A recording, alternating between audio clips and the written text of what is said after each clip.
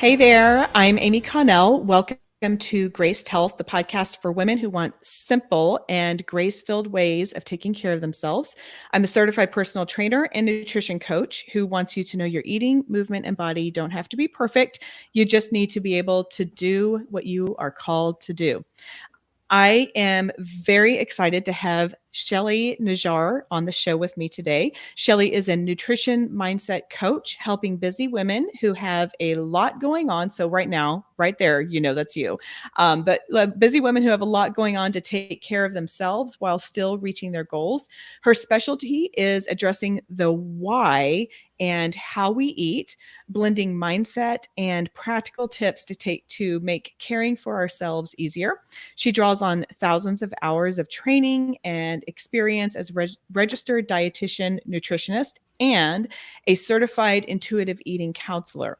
Shelly's motivated by a deep passion to help women realize it's possible for them to have healthy, joyful relationship with food. I know a lot of us struggle with that, and peace with themselves and their bodies at any size. Shelly, welcome to the show. Thank you for having me. Well, I got to tell you that even just that intro strikes a chord with a lot of things. My community is a little more seasoned, and we have grown up with, let's just say, a lot of noise, right? And a lot of things, and we don't all have a great relationship with food. Some of us are kind of recovering that and figuring out a new relationship with food. But I think that this is something that uh, just bleeds far and down into ourselves. So I'm really glad that you're here to have a conversation. So first of all, tell me a little bit about your company, Confident Nutrition, what you do, and just sort of what bred your passion into doing what you do. Yeah, so like you said in my intro, um, it's a nutrition company for busy women who have a lot going on to develop that healthy and joyful relationship with their food. And I think that's really important because a lot of times, because of the noise or because of things that we just pick up from other places, it's one or the other, right? It's healthy or it's joyful. And especially when we're thinking about bringing in our faith and living out our faith in all the areas of our life, including the one around food and including the ones around like our bodies and how we think about our bodies. um, I think it becomes really important to sort out that noise. And I think probably the biggest turning point for me in developing the passion for what I'm doing now was a hospital experience, not because I was in the hospital as a patient, but because I was in the hospital as a provider. And when I was there, I was trained as a dietitian. We are trained on nutrition science and the quote unquote right way to eat and the wrong ways to eat and how to educate and convince people to eat right. And so I was in the hospital doing my best, with the training that I had, as we all are. And it wasn't helping. It just wasn't helping. I would see patients and they'd have probably some of the worst days of their lives. And then here I am walking in telling them that they're not doing it right or that they should try harder. And I was trying to be gracious about it, right? Because I kind of knew that something was off. And I also, have empathy for people. Like I don't think you can really be in this job without empathy. Um, but it wasn't enough. It wasn't just like, oh yeah, I understand you're going through a hard time.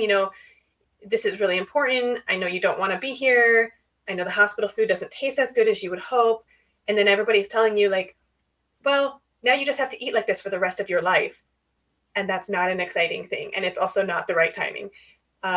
So I think that frustration of seeing interventions that I was told were really good for the right reasons, but not in the right method and not with the right philosophy behind it, that frustration just grew until I couldn't take it anymore. And I left the hospital, started looking into other options, found out about intuitive eating, and felt like even though intuitive eating is not, as it was created or as it was systematized, is not Christian, I think it's built on a lot of biblical principles. And so I really felt like that resonated with what I was experiencing, what I had been taught that was true, and then the way that I would like to take that, kind of more able to blend that into what I know to be true from the Bible and how humans interact and how we think. And then, the nutrition science piece and the things that God has allowed us to discover about our food and our world and our bodies. Because I don't know, it just felt really good, that combination, right? And how freeing that could be for people, for myself included, that food didn't become the biggest thing, that our bodies didn't become the biggest thing, because that's what happens when we talk about diets and the right way to eat, even if it's not a Yeah. diet, right? It just becomes this thing, and it's so hard to get away from that and to live the rest of our lives. So, yeah, that kind of started it off on that journey. Got it. Well, that makes a lot of sense. And, I take a lot of notes when I have my guests on. And so one of the things that I wrote when you were talking about the hospital setting is what I'm hearing you say is you felt like you were kicking your patients while they were down. Nobody likes being in the hospital. They're already being told, they've got this to change, or they've been doing this quote unquote wrong or whatever. And then it sounded like rather than coming in and being a support or being a tool, it was like, here's one more thing that you have to do. And nobody likes that. That's a terrible place to feel. And then the other thing too, that I love what you were talking about with intuitive eating, which I would love for you to talk about here in just a second. But how, one of the things that I love is when science and scripture lines up. And when we start reading that, and then we can start seeing these bridges or these relationships to what we read in the word. And I agree with you. I think intuitive eating is just a wonderful way of approaching our food and our relationship with food that to me seems very complementary to, or I don't know if complementary is the right way, but to how we were created, right? Like God gave us brains and bodies with feedback and all of that. So real quickly, I would love for you to explain intuitive eating, just in a nutshell for people who might not be familiar with it. So the super, super nutshell version is it's a way to recover and relearn the internal cues and put the attention there rather than on the external rules. Yes, got it. And I will also say that as we get going in this conversation, if listeners, if you are interested in learning a little bit more on the podcast, I had an episode with Erin Todd, who's host of the Intuitive Eating for Christian Women podcast. And so that is another resource to learn. And of course, Shelly has a lot of really, really great stuff that we'll get into in a little bit. So let's dig in some to this concept that I've read the Intuitive Eating book. And I'm definitely familiar with it. I actually just had an episode that come out that say I am trying to incorporate this in. I am trying to walk with this, and there's a lot of things to relearn. And so I would not say that it was like a change that I have picked up from my guests and I've run with it, but it's a process, it's a journey. But one of the things that that the book talks about and that you have talked about, and I know you have some really, really great resources surrounding, is this concept of the food police. And you talk some about silencing the food police. So I would like to start by you sharing what the food police is. Sure. The food police is all the noise, like you had referred to before. It's all the noise, external and internal, that if it's internal, it's not the noise from like, oh, my stomach's growling, right? It's the noise from your head when you interpret what that means. Oh, I just ate, I can't be hungry. Or I ate too much and I'll have to just skip breakfast the next day or something like that. I have to work it off. That's all food police, because it's telling you what to do. It's telling you what you can and can't do. It's policing your food, right? Outside of you, And some of those internal things we can pick up from the externals, from our society, from the culture that we're just in, right? Like the water we're swimming in, it doesn't necessarily mean like it's a specific place. It's just all in there. Yeah. From our friends, from our family, from healthcare providers, me when I was back in the hospital, all those different things. It's all the thoughts and the beliefs around food that aren't necessarily true. And like, I think even the things that are true, the truth itself is not a food police, but the use of that truth and the interpretation of that and the application of that can be used in good ways for freeing you, and it can be used in ways that kind of keep you, tied down or burdened, and that's the food police there on that side. Mm-hmm. Mm-hmm. Yeah, I think I love that saying that you just said with tie down and burden, because it can really tie us down, and it really does prevent us from the freedom of enjoying what you're eating, right? And that there's that guilt that we'll put on ourselves, or worse, shame when we've eaten a food that BuzzFeed has declared as a terrible food, or that it is, like Apple knows that I like to see health and fitness articles. And so I can't tell you how many, I won't say it, but there's one particular thing that comes across that's always telling me to, eat something and not something else. And it's maddening. It's maddening. And it can create a lot of shame. And so I would love to hear why the food police, I know as a believer, you are really great at integrating the body, the mind, the soul, and all of that. So talk to us some about why the food police can be so harmful in our holistic, really, existence.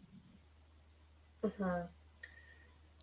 Yeah, I mean, when you think about it, we are made for an abundant life, right? We're made for an abundant life, and we're made for that life with God and with others. And we were made to love others as we love ourselves. Yeah. And if you think about all of those things and how positive that is and how freeing that sounds, right? And then you think about all those comments that you hear from outside and from inside, and how many of those steal your chance or make it ridiculously hard to do those things, right? How much of an abundant life can we have when we're so wrapped up in trying to figure out ahead of time exactly which ingredient we have to look at the, to the micronutrient, and track everything and stress about everything, and you can't have a spontaneous, night out with your spouse because you didn't look up the menu ahead of time, and so there's all that stress and anxiety. And then if they're saying, oh, well, you can, just look at it now, it's okay, you can take your time, then you have the pressure there. And it's all the feeling of being out of control, except then all the food police inside and outside is trying to control something that it's not meant to.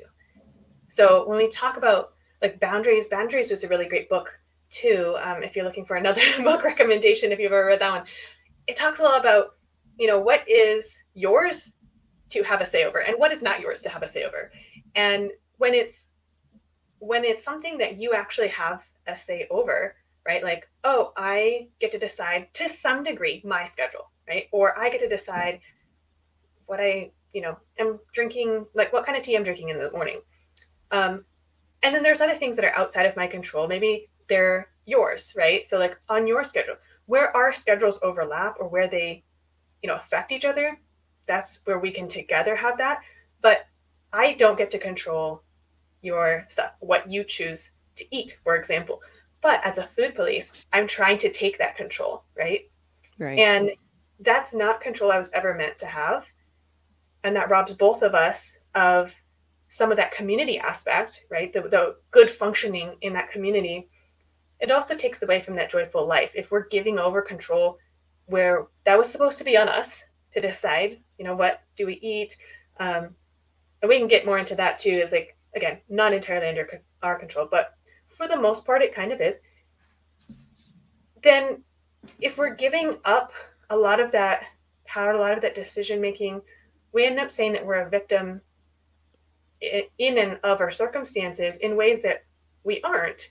And then it takes some of that personal responsibility, and we're saying, I'm going to give it to this person over here. I'm going to give it to that thing over there. And then what? We were supposed to take some of that, right? And then we're not supposed to take others.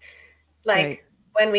when we hear a lot of the food police talks about our size or our shape, because it's connected, we think that if we eat this food, it will change our shape or size one way or another. Or if we don't eat that food, it will change our shape or size. And so there's all this sayings and talks and judgments that come out inside and outside about that food and our decisions around that food and our decisions around our bodies. And when we get that part, like, are we trying to control the shape and size of our bodies where that's not entirely under our control? And actually the majority of that is not under our control. And that's something that God has already determined, right? Or is something that's going to just happen based on your genetics and your circumstances and things like that. You don't actually have control over that as much as we are taught to believe that we do. And so when we think about those things, like when we think about the significance of the food police in keeping us from our purpose and the joy that we could have in Christ when our focus is not on our food and our bodies and, trying to control everybody else's food and their bodies, it's something that distracts us. I think it's something that takes us away. It's something that twists truth. I was talking about, right? Truth is just truth. It's just there. But the way that it's used or the way that it's misused, right? The not necessarily truth will set us free, right? But the way that we interpret that, what we say, it makes it mean, like even Satan in the garden, right? He's like, oh, well, did God really say, right? Or just like a little bit, he just nudges it just a tiny bit, right? And that just tiny bit off the truth is just enough to say, oh, yeah, now we're going to spin into this different direction. And I think that's where it gets really, really, it's not just like, oh, we just feel bad about ourselves or somebody's telling us lies. No, it's deeply impacting like our whole life, including our spiritual lives, when we let this get out of hand, right? Right. Well, and the other thing too, I think that you're talking about is, in the garden with, with the enemy, it was, did God really say so? He was really attacking our mind, right? And the mind is what is keeping us from having that joyful life and having that greater purpose than just what we look like. One of the things that I noticed when I was doing some research on you is you spend some time really supporting ministry groups, which I love. And you bring this message to various ministry groups. And one of the things that I wrote down from your website is you celebrate the creative diversity that God displays through our human bodies, which I just love. I think, in theory, like I am like, yes, absolutely. This is part of my message. I am in there. And then I'm frustrated because my clothes aren't fitting because my body's changing, or I'm frustrating, and there may be other people out there who have gone through a health issue and their body has adjusted one way or the other, or they're not able to do what they used to be able to do. And we get these physical changes, and actually applying it to our own lives, applying this, celebrating the creative diversity that God displays can be really, really difficult. So I would love to hear you. What kind of encouragement can you give to someone who's just struggling to accept her own body and as one that is designed by God's creative diversity?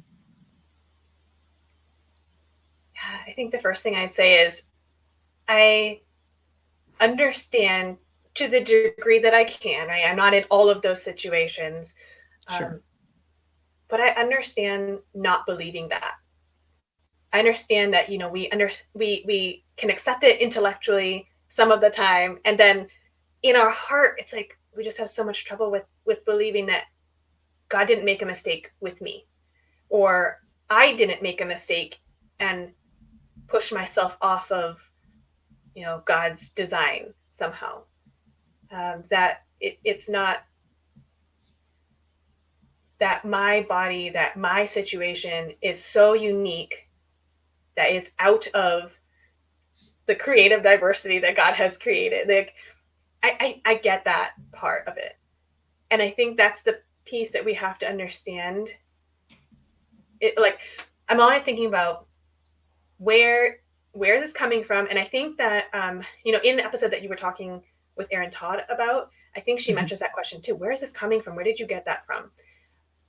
That's such a great question, because it gets at the root of, is this true or is this not, right? Who is telling you this? Whose voice is this that you're hearing? Because we know that we're fearfully and wonderfully made. We know that God doesn't make mistakes, right?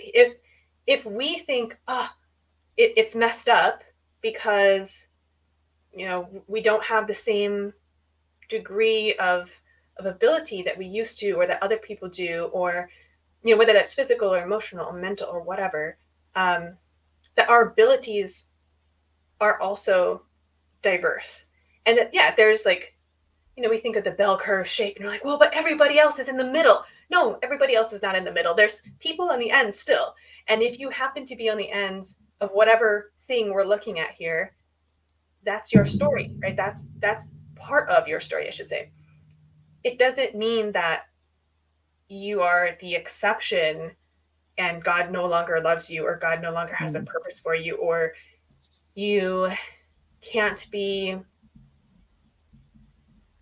that you can't find joy and satisfaction where you are with who you are and what God is doing in your life right now. It may not look like what you expected. And I think that's the hardest thing for me a lot of times, is it may not look like the way that I expected it to look, right? Like, right. Me being this wonderful creation of God, I have an idea of what that should look like and what I should be able to do as a wonderful creation of God. And at the same time, my thoughts are not the same thoughts as God's thoughts, right? So I think part of it is coming with, and I think this is for me the hardest part, right? Like, I have to have the humility to accept what God's will is. And I'm not saying that on earth we're all going to be perfectly in God's will, because we're not living in heaven, right? This is not heaven on earth right now. This is earth, and there is other things going on. And I think it's okay if you're not there yet, right? Like, it's okay. That's part of the growth and the journey. As we get closer and closer to God, I think we will be more and more convinced of his goodness in our lives, and in the way that he created us, and the way that he designed us as human beings. And, I think about, yes, we are unique as humans, and also we're part of God's larger creation. And as part of God's larger creation, when we look around, we don't say, wow, that tree, it's so ugly because it's different than all the other trees. That red leaf on the green tree, that's so ugly because it's a red leaf and it's all different than all the other green trees. We go, look, it's a sign of fall. That's so beautiful. Look, right. That tree is all twisted, and look, it's beautiful in its age. Look at the story of its rings. Look at the way that it's shaped. Look at those dogs. Like, they're all different shapes and sizes. This one's so cute. This one's so large. Like, wow. We don't have this emotional connection that we do to our bodies and to other people's bodies, where we're saying like, wow, why am I so different? Like, that tree's not going, wow, I'm so different. I feel so bad about myself. It is a tree declaring the goodness of God and his creative work. And we are people declaring the goodness of God and his creative work. And the more that I remind myself of that, the slightly easier it is. But, it has to be a building, right? We have to build that trust, and we have to build that understanding of who God is, and how, like, to purposely choose to see the good in things that are not always the way that we wanted them to be. And when we do that, the more we do it, the less challenging it gets. I won't say it gets easy, right? Sometimes the challenges increase, right? We increase our capacity for bigger and bigger challenges. But also, along with that capacity, the reason our capacity is growing is because our faith is growing too. Mhm. And so I don't want to say it's easy, but it gets better. And Right. yeah, that's how I would encourage people and myself, like, as I'm hearing myself Sure. say this too. Yeah. Well, that's so good. That's so good. And one of the things that I wrote is our wonderful creation of God is um now I can't read my own writing, but it's influenced outside of God, right? Like we think, I mean, I love that you were saying that we get this idea of what a wonderful creation of God is, but that's not always like where did we get that, right? Like it's that comes from source or from other things outside of God. So that's just a great reminder. Thank you, thank you, thank you for that. I want to go back up to the food police a little bit. So this is something that I personally struggle with, and I think others who might be a little interested in starting to adopt the intuitive eating journey, my guess is this is something that they would struggle with as well. So I love learning about the science of stuff. I love learning about the science of how the body moves and why we move the way we do, and like I just released this program called Be Complete, which is like the ways that we want to move as we're getting older, but we don't always take the time to do. Like I love the science behind all that stuff. I also love the science of learning about food and how it can fuel us and how it can make us feel well, and all of that stuff. And I will say I'm not like I've gotten past the point of feeling like there's good foods and there's bad foods, right? Like I I'm on board with that. I'm totally on board with that. But this is where my struggle is. So, how do I how do how do I integrate some of the food science out there that is beneficial, that can be helpful, and at the same time not be bound by it and not be have it overridden with this food police that when I for example, when I'm traveling and I, have a cheeseburger and fries, even though I know that's not going to make me feel very good, um, because it kind of doesn't, or some of anyway.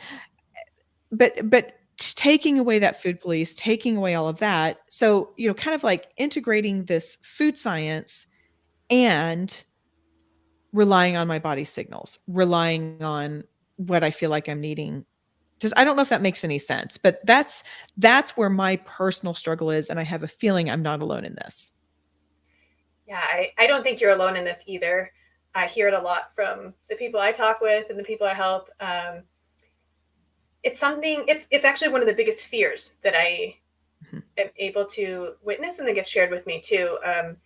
Is if I let go of the idea that there are good and bad foods, then I would just eat everything, and it would be cookies all the time and only cookies, and I would feel like a garbage dump, or I would feel like I'm sick all the time, or I would feel like I could never be healthy, or what about the vegetables? I'm supposed to eat vegetables, right? So, what I would do with all of that is to say you're not alone, because I think that's one of the other pieces, right? Is the food police are very isolating. And when we're thinking about the food police, even if we don't say that there's good and bad foods, what they often tell you is that you're the only one who's struggling with this problem. Yeah. And that's not true.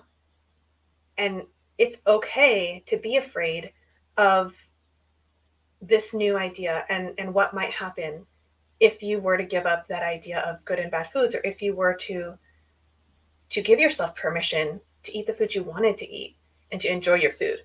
And that's okay. And I think so. What I tell people is we have to start with the mindset first. I'm all for nutrition science.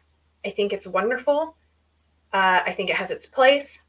I think it can become another diet, right? It's just like Right. eating healthy or eating whatever. Like there's all kinds of diets that are based on just nutrition and then a lot of food police. So we have to start with the mindset first. And then as we get a more stable mindset, as we get the how and the why we're thinking about our food, why we're eating, then we can start bringing in a gentle way, in that neutral sense, truly neutral sense, what is going to help us. If it's all the same, then what might be the option that's going to fuel my body, nourish my body physically differently than another choice, if it's all the same. And I think that's really important, because it doesn't mean that I'm saying a carrot is the same as a carrot cake is the same if it's all the same. No, that's not what I mean. Every food interacts in our body differently. Every food gives us different combination of nutrients. Our bodies are so cool that they can get nutrients, they can get nourishment from just about anything that we eat. Yes, even the processed foods, even the sugar stuff, right? Like carbohydrates are used for fuel. So it's really cool that we can do that. And we have access to nutrition science knowledge that we can apply to our situation. We can't directly apply it in all cases. Nutrition science is population based most of the time. And we are not a population, right? We eat as individuals. Yes, we might eat in community, but individually, like the vitamin C in that orange is not going to be distributed equally among all the people who are sitting at that table, right? It's going to go into the body who ate it. So you have to take a population level data, population studies, and apply it in the individual sense, which means that there's going to be variation in the way that that can be applied, in when you might apply it, in whether it gets applied at all. Because if you really don't like oranges, or if you're allergic to oranges, that is not going to be the most helpful thing that you could do, right? Even if you needed fiber and vitamin C, things that are found in oranges, you may choose not to eat the orange. Why? But oranges are so good. They're an orange food and, blah, blah. But for you individually, it doesn't make sense, right? And we get that doesn't make sense piece from the individual data. And that individual data comes from the internal cues that our bodies are giving. So we're going back again and again to saying God has created this wonderful body that gives us signals, that gives us feedback about how much is too much, right? Even that much. Like sometimes we say, I think that's enough in our brains. We hear ourselves say, or we hear other people say, are you sure you want that? Do you really want a second one? Or I think you've already had enough food today. You've gone over your certain number of whatever's that you're tracking. Your app number turns red or whatever. It starts freaking out. Any of those things, right? It's not based on the internal part. It's based on the head knowledge in quotes, or the stories that you're getting from other people or outside things, right? Mm-hmm. And yeah, sometimes that's based on population data, but even that data isn't always true or is interpreted incorrectly and then applied or misapplied to the individual. And so when we are thinking about making this something that is healthy, it is life-giving, it is something that's going to help us feel good, because I think a lot of people, like all of us, we want to feel healthy, we want to feel good, we want to have the energy we can have, right? We don't want to eat something and feel sluggish afterwards. So that you don't even have to have nutrition knowledge for. You can work with somebody, like you or me or Aaron or whoever, that will help you figure out, based on our knowledge and our background of that science, that can be applied to the individual. But you also have a lot of information that's already coming from inside about, when I ate that thing, in my body afterwards, I felt really tired. Right. And I got really sleepy, or I felt super hungry super fast after I ate that. It just it didn't do it for me. It didn't satisfy me, right? And that piece of satisfaction is one of the first places to start. It actually, talking about nutrition science, right? When we have more satisfaction, we actually follow more of the nutrition recommendations overall, because our bodies are that cool, right? We will not want cookies every day for the rest of our life. Right. It'll just get really boring, and we'll start feeling like, oh, I don't want another cookie, right? Even if it's your favorite food, you would want variety. We were made to crave variety. And so I think that when we start pulling in that nutrition science is there, and it feels like an obligation, it feels like I have to eat this thing, that can become a burden of its own, right? Like, let's start with the mindset of it's okay, it will work itself out. We can get guidance in that process. And yeah, it is a process, because it's a lot of unlearning, as you said at the beginning, right? It's a lot of unlearning. And at the same time, we can trust that God knew what he was doing. Right. Right. Oh, that makes a lot of sense. One of the things that I wrote down that I love that you say is nutrition science is population based. And an example that came to mind for me is like I have read a lot about protein and protein sources and the ones that are really great for um, muscle protein synthesis, which is just basically like, as you know, helping your muscles rebuild after being, after working hard. And you hear a lot about leucine and a lot about whey protein that can be so helpful. Well, I cannot do milk. I can't do whey. I can't do, any of that kind of stuff. And so I have been trying to find, and I've kind of gotten there, but it's just one of those things like that was a population based, and I am not part of that population. Like that distribution does not apply to me. And so I have to figure out what is applicable to me. And I do love also how you were talking about with starting with the mindset first. And I talk about that some when I'm asked, because I'm like, the crux of my ministry is we take care of ourselves so we can do what we're called to do. And helping that, for me, that helps take the focus off of my body. It helps, it doesn't completely eliminate me deal with the food police, because I know that there's a greater purpose beyond why I'm trying to move. Now, going back to some of the things that you do to support those in ministry, many of my women are in ministry in some sort of role, maybe officially within a church or just on a volunteer, I shouldn't say just, but on a volunteer basis, or maybe they do something with, with a nonprofit. Talk to us some about how we can take care of ourselves. And this, I feel like this is a good place to end because it will encompass a lot of what we talked about. But how can we take care of ourselves without making an idol out of wellness? I think you said it earlier, just before this question, right? It's, why are we doing this? We're not doing this just so that we can get points and be healthier than everybody else. We're doing this because we want to learn how to appreciate the things that God has made. We want to be able to reach out to other people. You can't do that if you're lying on the ground because you're out of energy. Right. Right? So it's a part of caring for, like stewarding well, I think, is usually how I think about it. Is this is a resource that we are given, and we want to steward that well. And I like that a lot better than our body is a temple, because it puts the emphasis on the temple and not who's living in it. Like, we are a temple of the living God. And I hear that verse so misused to say that it has to look beautiful, because that's, in the past, the beauty of that and the elegance of that temple was to declare God's glory. And you don't see that in the New Testament in that same way. Like, we're actually told, like, the outside appearance isn't what is the important thing, right? So in that sense, like, we already know that that's not how you're supposed to interpret that phrase, your body is a temple. But I think being able to make it so that it's not a distraction. So there will always be sickness. There will always be things that are going to affect our abilities. There will always be lies that come up to distract us, to bind us, and I think it can be an area where we need to continually ask ourselves, like, why are we doing this? Who am I doing this for? Who told me that? Which voice is this?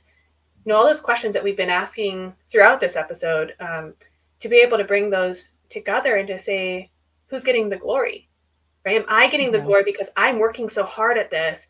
And, when you think about like weight loss efforts, right, intentional weight loss efforts, it's you that's trying to get the glory, right? It's you trying to do all these things. It's not like, wow, look at this wonderful body that God has created and put me in.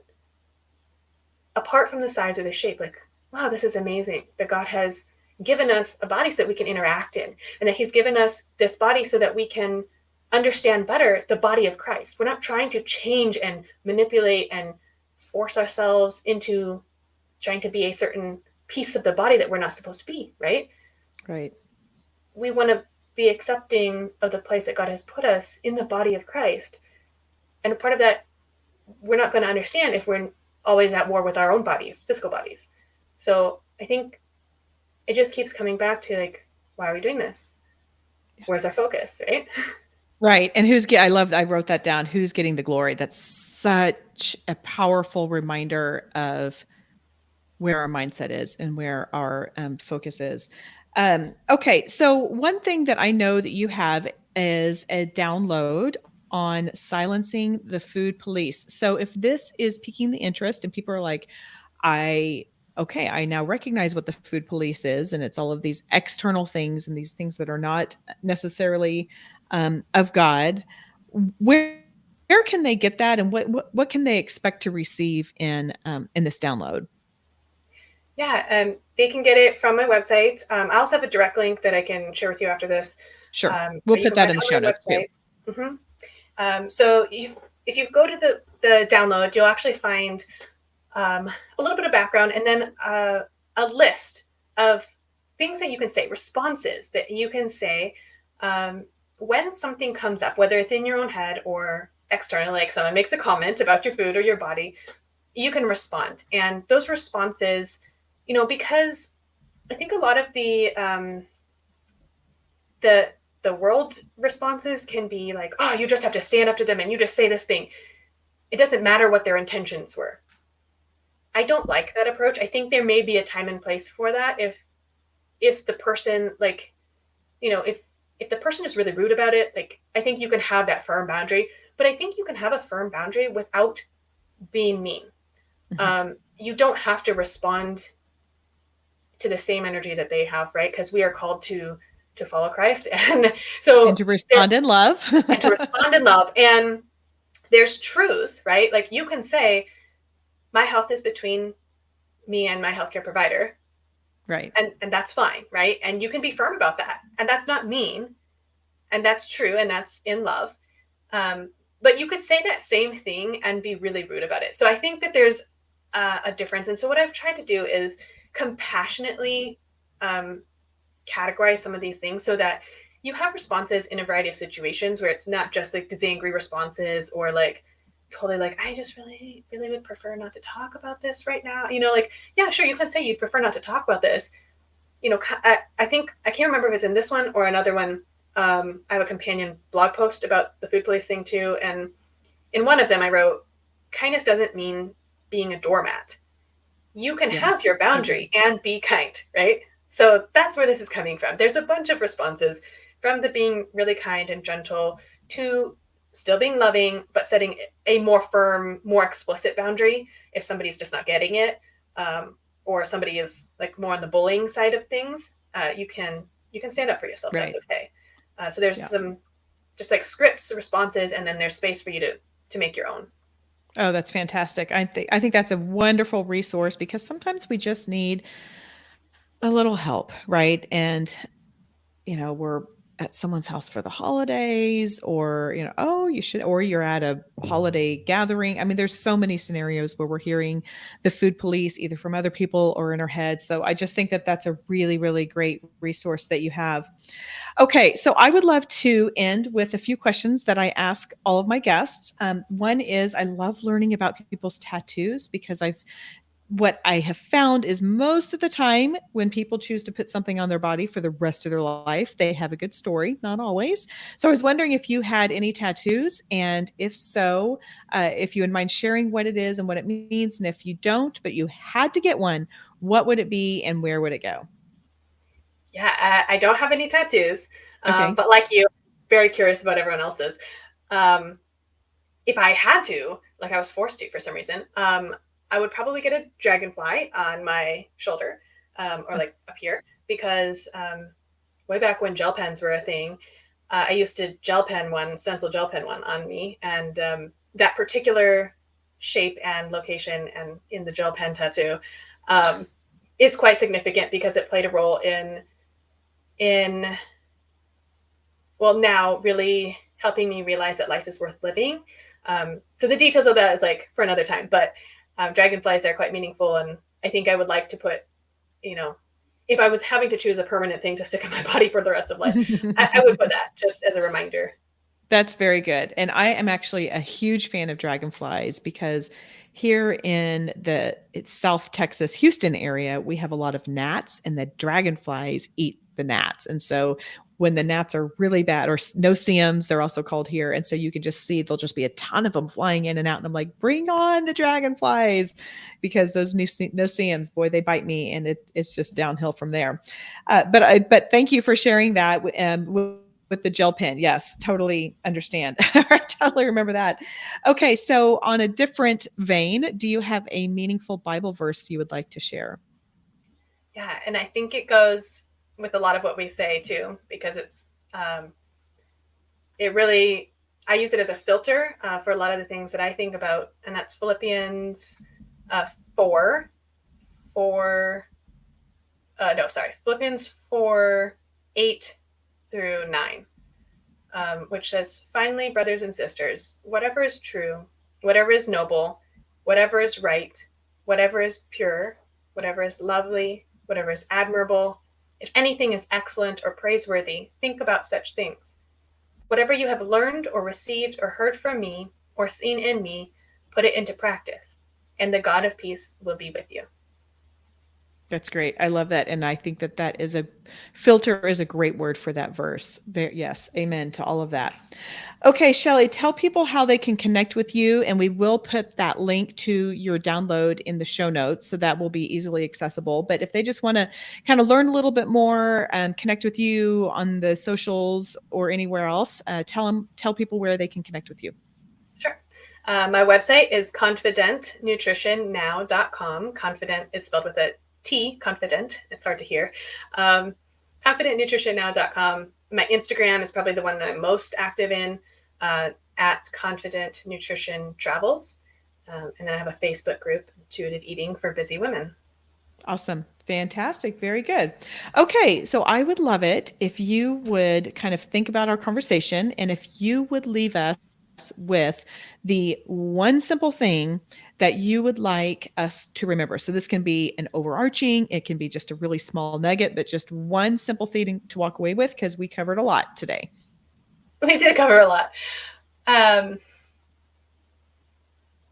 think one of the main questions that I leave people with, and it's something that I go back to quite often as well, is what is the most nourishing thing that I can do for me right now? What is the most nourishing thing I can do for me right now? It doesn't have to be food. It could be food, but it's a nice question, especially in combination with the Philippians verse. What's the most nourishing thing I can do for me right now? So good. So good. I love it. Okay. That is